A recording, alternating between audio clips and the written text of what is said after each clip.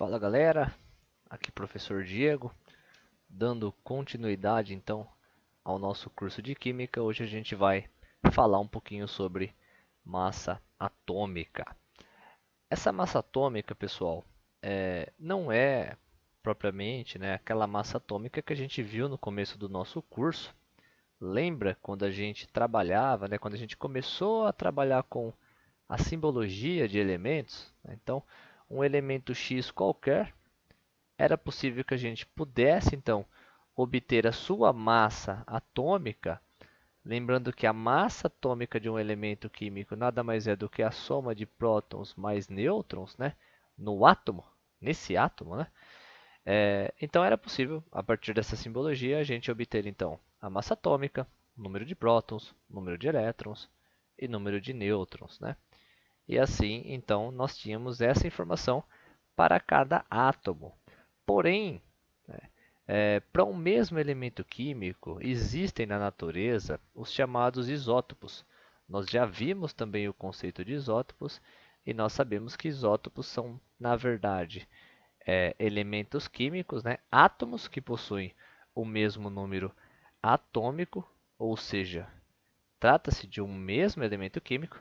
Lembrando que o número atômico é o número de prótons, que é o que dá identidade para o elemento químico.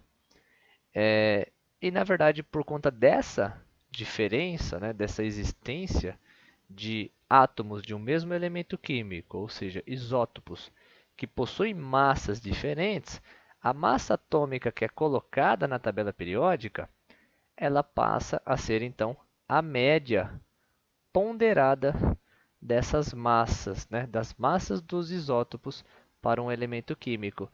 Por isso que, na grande maioria, dos casos, as massas atômicas elas são números decimais, Elas possuem as casas decimais, embora exista ali elementos químicos com massas que são números inteiros, tá? Então, só para a gente relembrar, essa questão de massa atômica e a gente entender como que é feito então esse cálculo, pessoal. Então, a massa que vai na tabela periódica, a massa atômica que vai na tabela periódica, ela é calculada então pela soma, vamos colocar aqui, IS1, que seria o isótopo 1, vezes a sua porcentagem de ocorrência na natureza, mais um isótopo, um IS2, vezes a sua porcentagem de ocorrência na natureza. Se tivesse um isótopo 3, um isótopo 4, assim por diante, tudo isso dividido por 100. É dessa forma, então, que chega-se à massa atômica, que ela é dada em unidade atômica, tá? Que é esse U aqui, unidade de massa atômica, e é essa massa aqui que vai na tabela periódica. Beleza?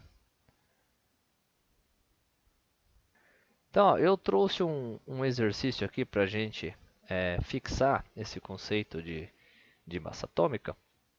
É um exercício da Federal de Pernambuco, que diz o seguinte, ó, o cobre consiste em dois isótopos com massa 62,96 unidades atômicas e 64,96 unidades atômicas, e abundância isotópica de 70,5% e 29,5%, respectivamente.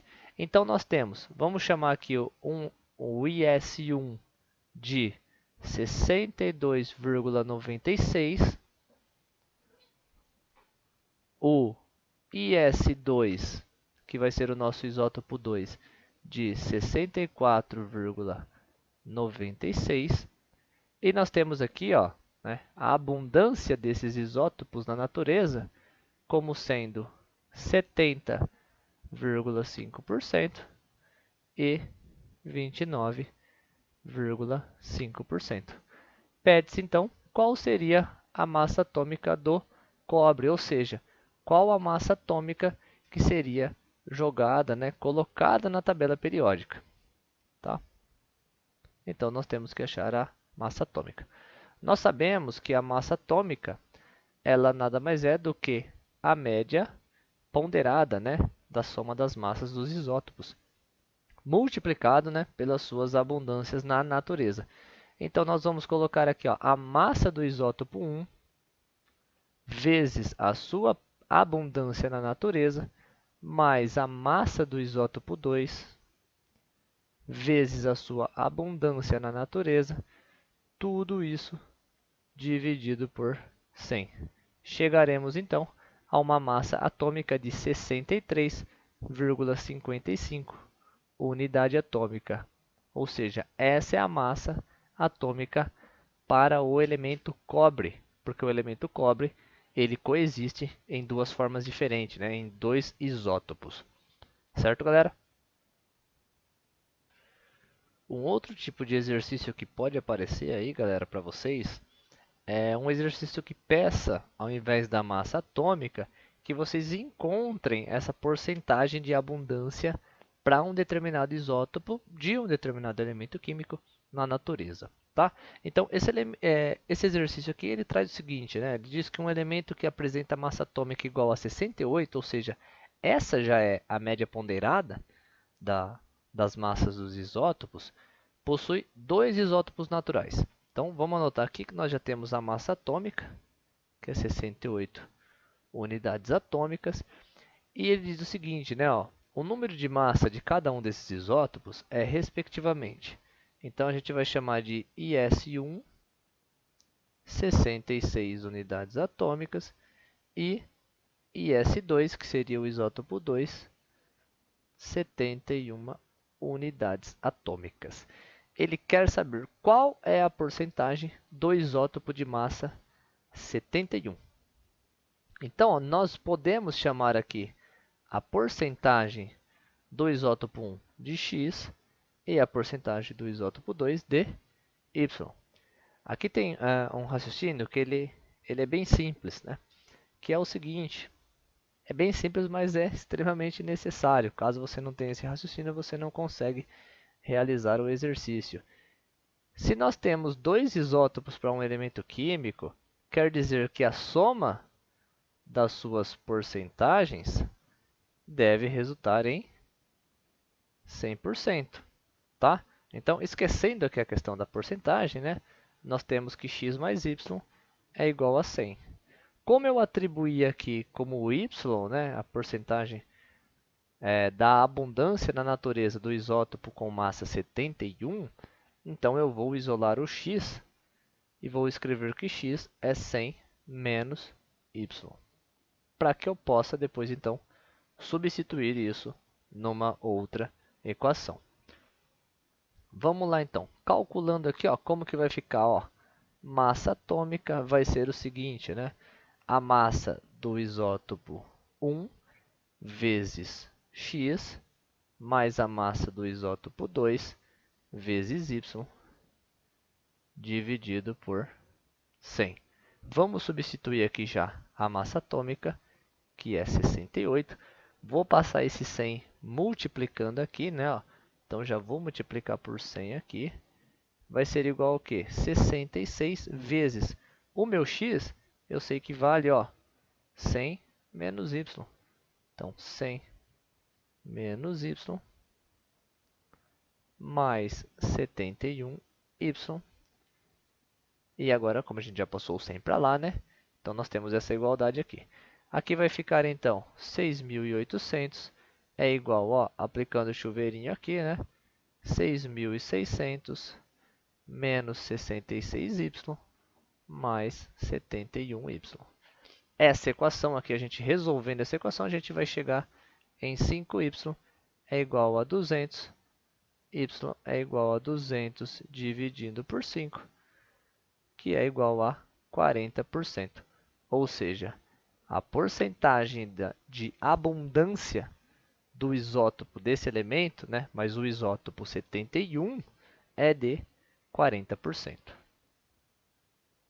Então, galera, outro conceito aqui que é importante para a gente estar conhecendo, principalmente a gente que vai, nós iremos entrar em breve em estequiometria, é o conceito de massa molecular.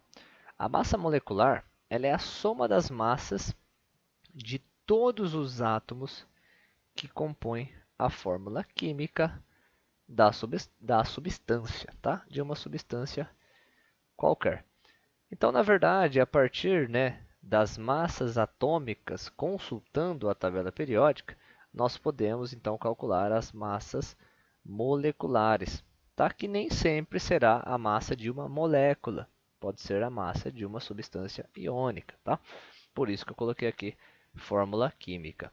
Então, por exemplo, né, imagine que a gente tenha que calcular a massa molecular da água. Então, ó, a massa molecular ela vai ser a soma das massas de todos os átomos que compõem a fórmula química. Ou seja, é importante que a gente se atente à quantidade de átomos para cada elemento químico. Nesse caso aqui, ó, nós temos dois hidrogênios, ou seja, será duas vezes a massa do hidrogênio, que é 1, mais uma única vez a massa do oxigênio, que é 16. Nós temos então uma massa molecular de 18 unidades atômicas. Para a massa molecular, a gente vai continuar utilizando a unidade de medida como unidade atômica, porque nós estamos falando de uma molécula, tá? Ou uma porção química, né? Uma fórmula química, tá? Por isso que a gente não vai usar grama, nós vamos usar unidades atômicas. Só para a gente fixar então, eu vou fazer aqui dois exercícios e vocês podem fazer os outros, tá? Então, calcule as massas moleculares para substâncias abaixo. Então, nós temos aqui o primeiro, cloreto de sódio. O cloro, se a gente for analisar lá na tabela periódica, se a gente for consultar, né, a massa do cloro é 35,5, enquanto a do sódio é 23. Nós temos um átomo de sódio para um átomo de cloro. Essa é a proporção da substância iônica cloreto de sódio. Então, vai ser 23 mais 35,5. Nós teremos aqui uma massa molecular de 58,5 unidade atômica. Enquanto aqui para o hidróxido de sódio, nós teremos 23 mais 16 mais 1, que vai ser igual a 40 unidades atômicas. Galera, eu vou fazer o seguinte, eu vou fazer todas, porque eu acho que é mais fácil. Depois eu posso estar passando alguns outros exercícios para vocês aí, tá? Para que não fique dúvida. Então vamos lá. Aqui no magnésio, nós temos então uma massa de 24 mais, aqui ó, tem um detalhe, esse doisinho, ele multiplica todo mundo que está dentro do parênteses, tá? Então, na verdade, nós temos dois átomos de oxigênio, ou seja, 2 vezes 16, mais 2 vezes 1, ou seja, 2 vezes a massa do hidrogênio.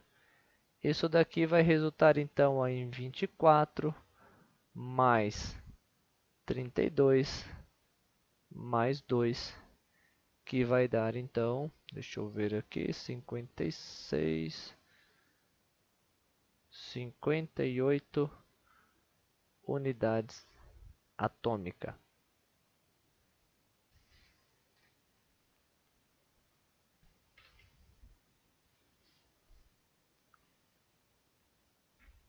Então, pessoal, a gente já falou de massa atômica, né? Nós já vimos como que a massa atômica ela é calculada. Já falamos de massa molecular, que é a massa, na verdade, a soma das massas dos átomos, né? A soma das massas atômicas dos átomos que compõem uma molécula. E agora a gente vai falar do mol, tá? Eu costumo falar, de uma forma bem simples, que o mol ele equivale nada mais nada menos que 6,02 vezes 10 a 23 de qualquer coisa, tá? Vocês vão entender o porquê. Por que qualquer coisa? Porque o mol, na verdade, pessoal, o mol ele é como se fosse uma grandeza. Vamos ver se a gente pode falar que é uma grandeza, mas uma quantidade fixa, Tá? Ele é uma quantidade fixa de alguma coisa. Então, quando eu falo mol, automaticamente estou falando 6,02 vezes 10 a 23. Que aí vocês vão entender o porquê desse número, tá? Na química, o mol ele consiste em uma constante, tá? Essa constante, esse valor aqui, ó, ele é chamado de constante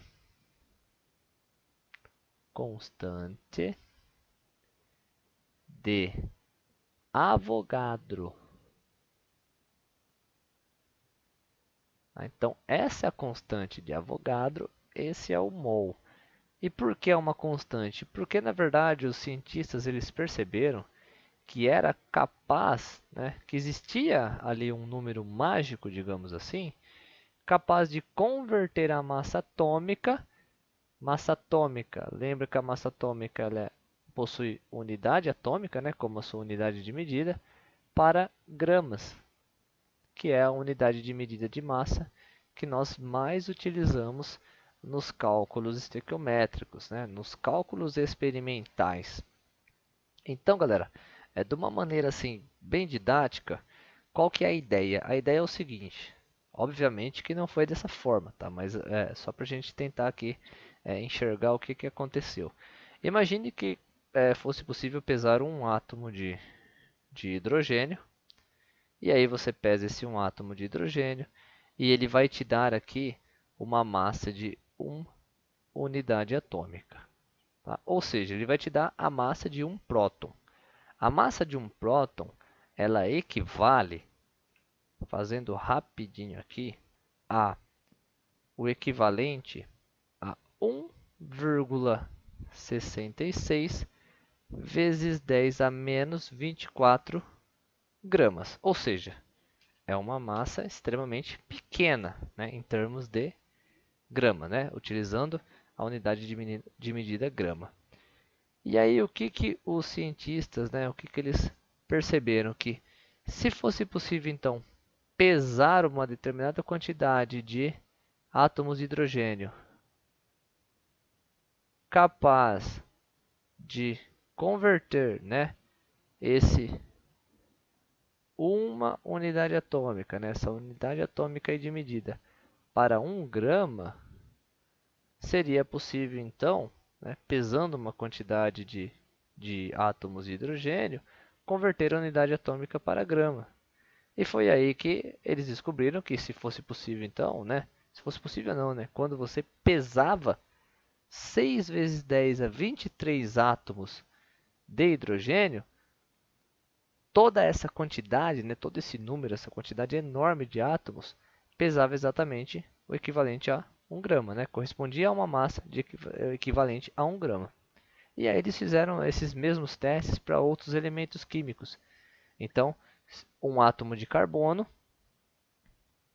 que fosse pesado daria 12 unidades atômicas, ou seja, 12 vezes esse valor aqui em gramas, né? Que ainda vai dar um valor muito baixo.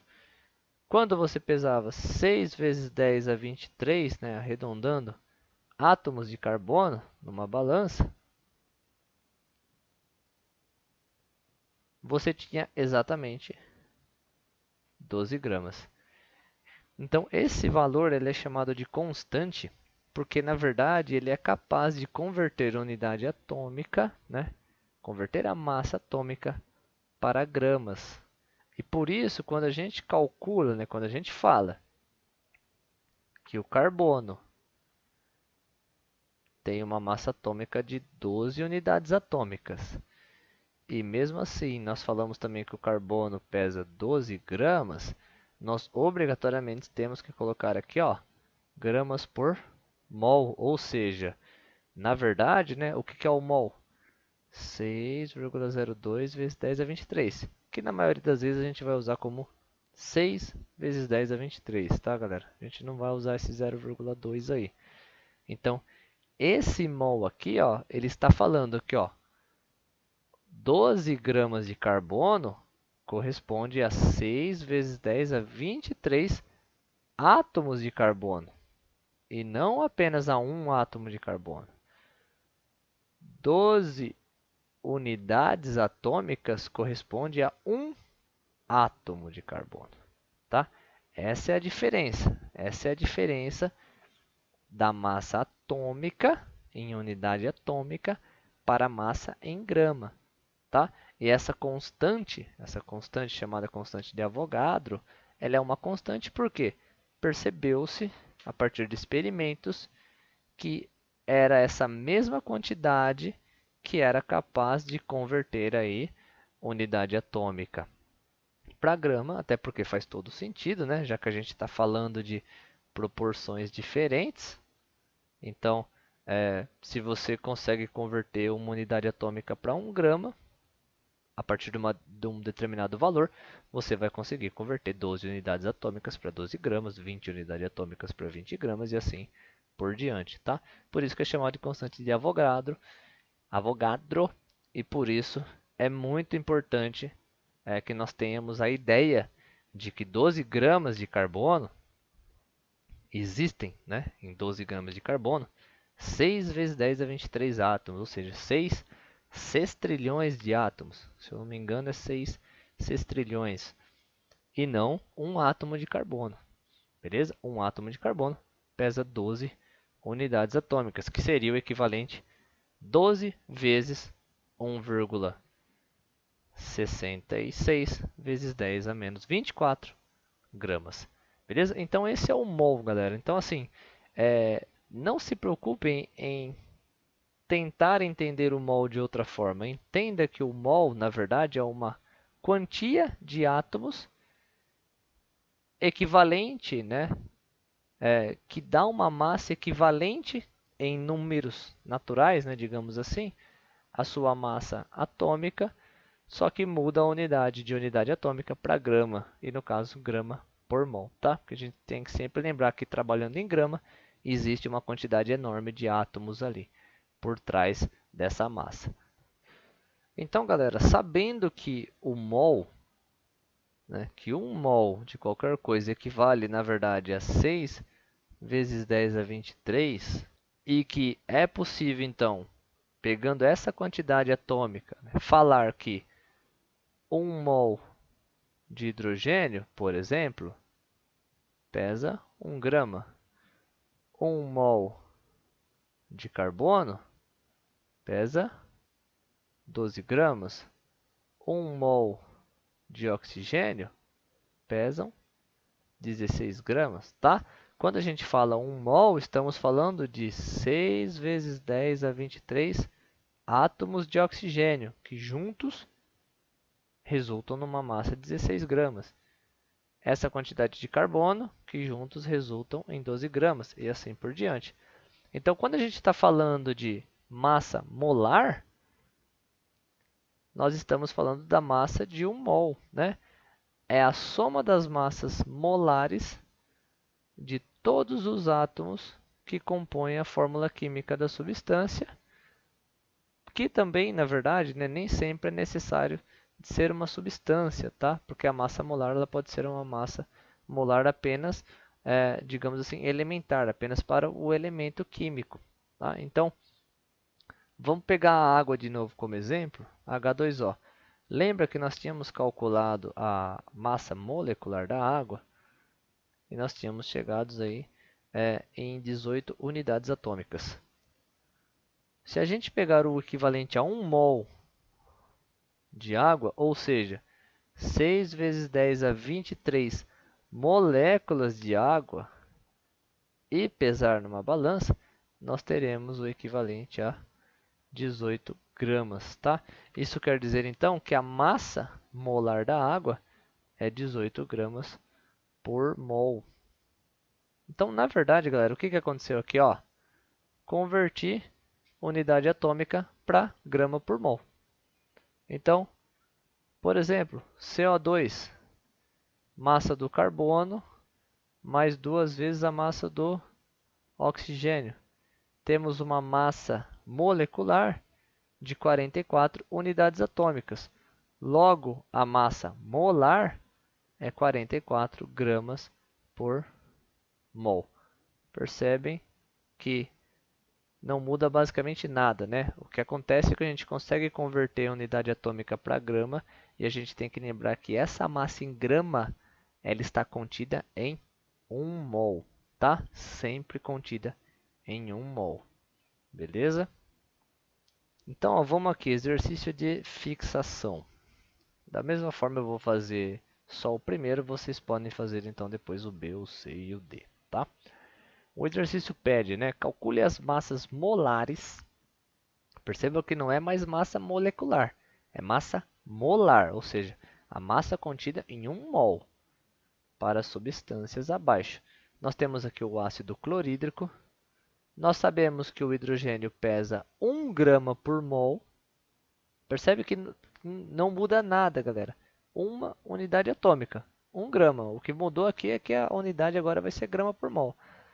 O cloro, 35,5 gramas por mol, o que vai resultar então numa massa molar de 36,5 gramas por mol, tá? Não pode lembrar, não pode deixar de lembrar aí a unidade grama por mol, tá? Da mesma forma, vocês vão fazer aqui para o B, para o C e para o D, consultando na tabela periódica, tá certo?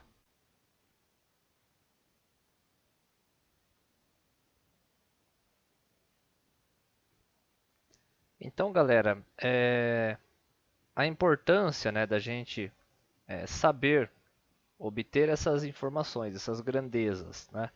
Massa atômica, massa molecular, massa molar, compreender o que é o mol, é para que, na verdade, nós possamos usar essas relações para obter outras informações, né?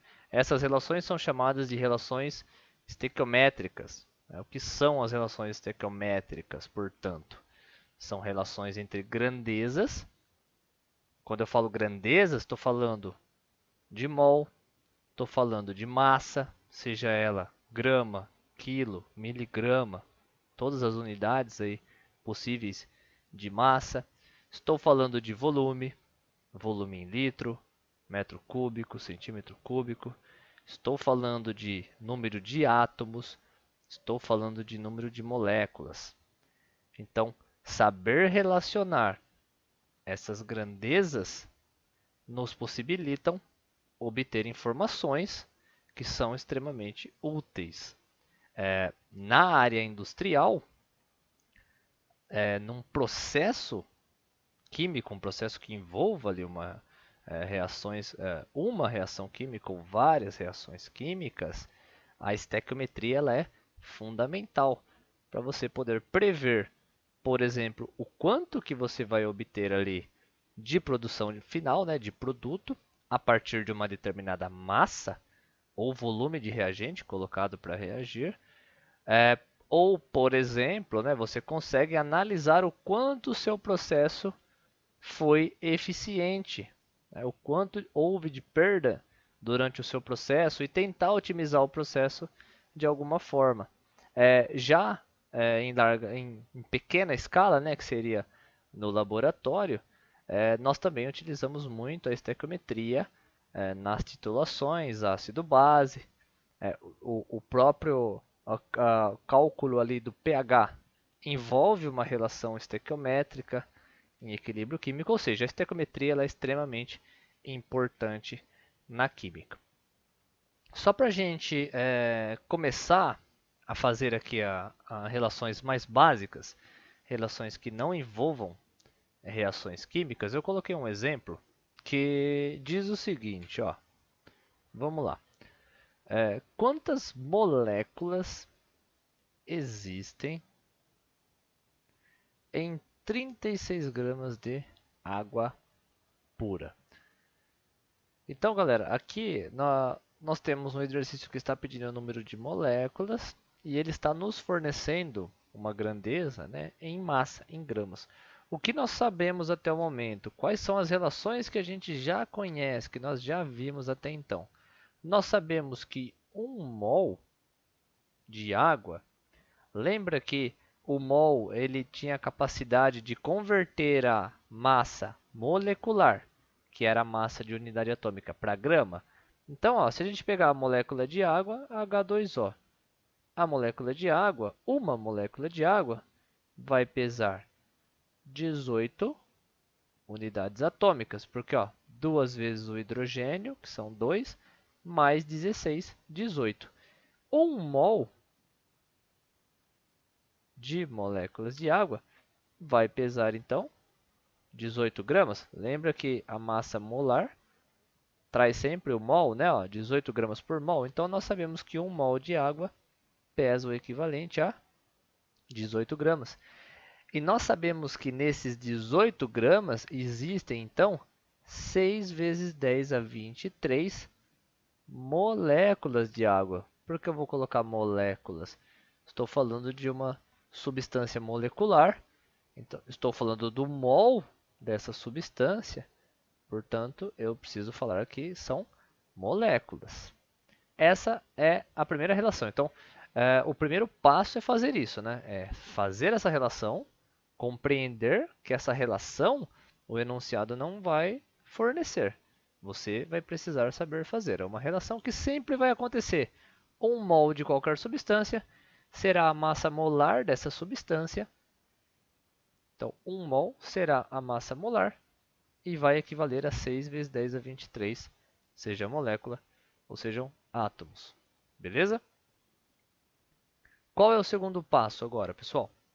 O segundo passo agora é se atentar ao que o exercício pede e qual é a informação que o exercício lhe fornece.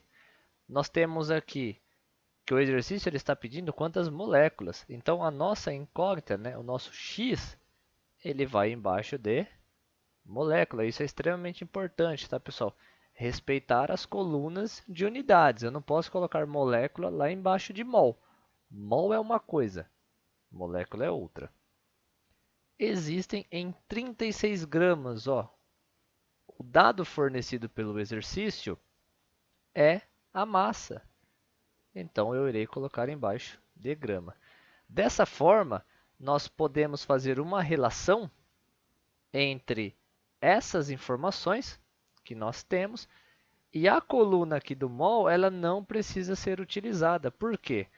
Porque como tudo está relacionado de maneira estequiométrica, é tudo proporcional, tá, galera? É como se a gente fosse pensar assim, ó, quando eu pego, imagine um brinquedo qualquer, uma peça que eu encaixo com duas peças, vai resultar em 3 peças encaixadas. Se eu colocar, vamos imaginar que essa aqui seja uma peça vermelha e uma peça azul. E aí resulta em 3 peças encaixadas. Se eu colocasse, se eu quisesse encaixar 4 peças azuis, quantas peças vermelhas eu precisaria? Percebam que, ó, esse 3 aqui eu não preciso, né? Existe uma relação aqui, ó, dobrou a quantidade de peças azuis, então vai dobrar a quantidade de peças vermelhas.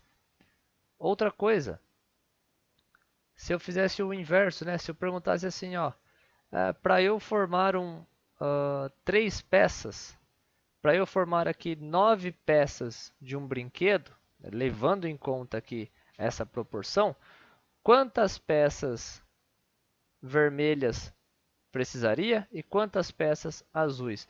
Percebam que ó, aqui triplicou, então seria necessário, nesse caso, 6 peças azuis e 3 peças vermelhas, tá? Então, é isso que a gente está fazendo. Quando a gente faz essa estequiometria, embora esse meu exemplo aqui não seja dos melhores, mas espero que vocês tenham compreendido, né, o que eu estou dizendo, independe, né, quem você vai pegar com quem, né? Sempre a gente vai poder relacionar duas colunas apenas para fazer uma regra aí de 3, muito simples, ou até mesmo conseguir enxergar essa proporção, tá? Vamos fazer o seguinte aqui. Deixa eu apagar isso aqui.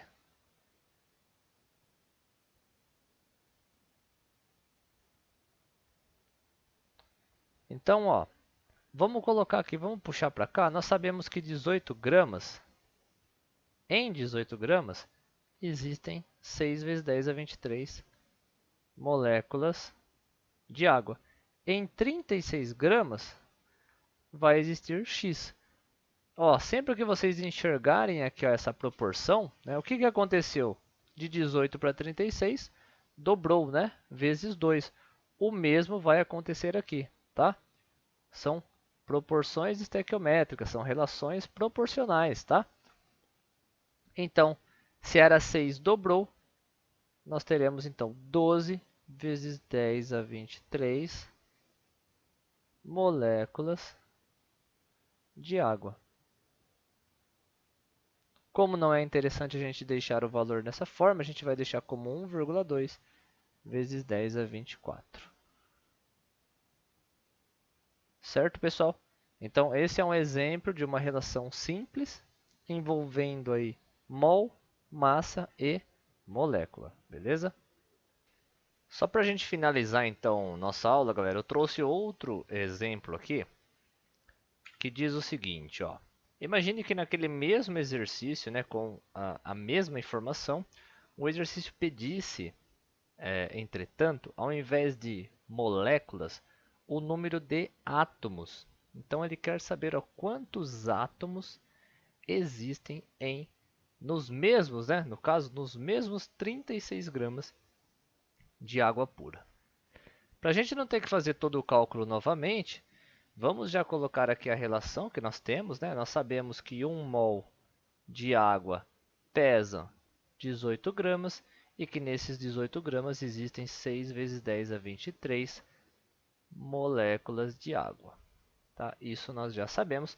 E nós sabemos também, né, que os 36 gramas de água equivalem a 1,2 vezes 10 a 24 moléculas. Isso porque nós já calculamos no exercício anterior.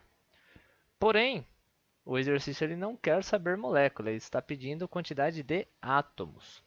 E aí nós temos então que compreender que em uma molécula de água existem 3 átomos. A molécula de água ela é formada pela união de 3 átomos. 2 átomos de hidrogênio e aqui, ó, umzinho, né? Ó, nós temos aí um único átomo de oxigênio. Portanto, uma vez que nós já sabemos que 36 gramas corresponde a 1,2 vezes 10 a 24 moléculas de água, nós podemos fazer uma nova relação, que seria a seguinte, né? Ó, uma molécula de água é formada, né? Ou seja, é constituída por 3 átomos. 36 gramas de água equivalem a 1,2 vezes 10 a 24 moléculas. Então, 1,2 vezes 10 a 24 moléculas... Opa, coloquei o acento aqui no lugar errado. Moléculas são constituídas, né? Ou seja, quantos átomos existem nessa quantidade de moléculas? X. Tá? Da mesma forma aqui, né, nós temos multiplicando por 1,2 vezes 10 a 24, mas se a gente fizer a conta aqui rapidinho, né, vai ficar x é igual a 3 vezes 1,2, 3,6 vezes 10 a 24 átomos. Lembrando que nesse caso, pessoal, o enunciado ele pede quantidade de átomos, ele não especifica se é átomo de hidrogênio ou se é átomo de oxigênio, tá? Então, por isso, a gente pode simplesmente pegar a molécula, obter aí quantos átomos formam essa molécula, né? Essa molécula é formada pela união de um número X de átomos, que nesse caso são 3 átomos, e aí então fazer a relação. Se tivesse pedido uma relação átomos de hidrogênio em 36 gramas de água, ao invés de nós colocarmos aqui, ó, onde a gente colocou 3 átomos, nós colocaríamos 2 átomos, porque na molécula de água existem, né, 2 átomos de hidrogênio. E se fosse para oxigênio, seria exatamente esse mesmo valor aqui de átomos, já que existe uma relação que para cada molécula de água existe um átomo de oxigênio ali constituído. Certo, galera? Então a gente finaliza a nossa aula por aqui. Vou deixar para vocês aqui no próximo slide alguns exercícios para que vocês possam estar fazendo aí e treinando esses conceitos que a gente trabalhou nessa aula. Beleza? Então, aquele abraço.